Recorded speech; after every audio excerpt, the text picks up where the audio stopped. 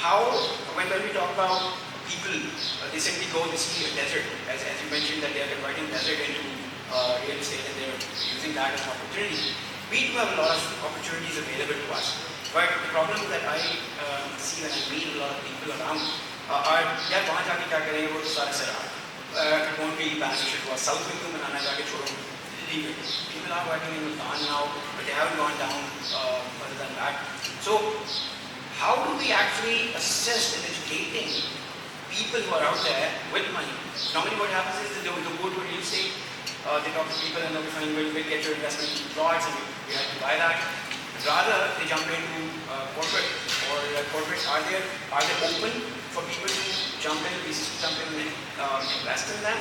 They provide such opportunities, or are they just simply fine? Yeah, either not let's build up a tourism house or a hut, and then just sell it. The value proposition you talk about.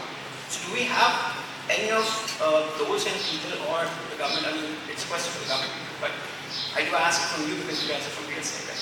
So I want to know that, do you actually look into that too when you're acquiring lands or things like that? Or is it just that you're fine, yeah, this is a phase that we'll jump into? Mohsin, you've been to KSA, so can you tell us a little bit about that? I think more from when you asked the question, and I was thinking through of instances where these large groups have been successful in investing anything in innovation. And very recently when we've seen that NICs propping up, right, and we see Memo groups and Interludes of the world and Luckies of the world now coming together and saying that we will partner with NetSource of the world and maybe these in participating in these national incubation center facilities. But what is behind them? So I think what we have seen mostly, in most of the cases, even in large corporates, they have been rent-seeking businesses as well. And although they are investing in NICs, but NIC is a structure which is 70% paid by, in this new RFPs, they're 70% paid by the government, 30% self. But in the previous cases, they were 100% paid by the government as well.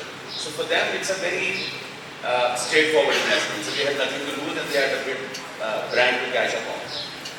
Very few long-term investments like Dawood Foundation's investment in either this science museum or maybe at Lams or maybe at they were building a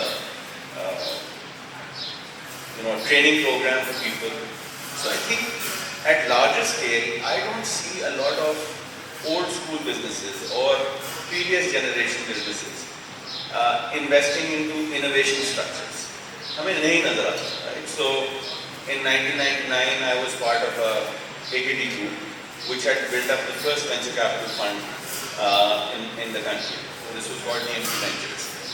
And then it was Parkway Investment Company, HBL, NIT, which created those first 5 LPs in that VC structure. And this was the year 1999. And now 2022, there is hardly any addition into those corporate LPs kind of. Parkway is just invested with Planet 9 in another fund. But there is hardly any appetite from large institutions to play into that space. The same names that we had 20 years ago, they're still there, right? Yet there are, so I'm hopeful that these new old age businesses, their new young bred, their sons and their new generations are coming in and they're trying to change a piece of that puzzle. But I think the friction from the board level or the prior generations is high. So I don't see that changing overnight.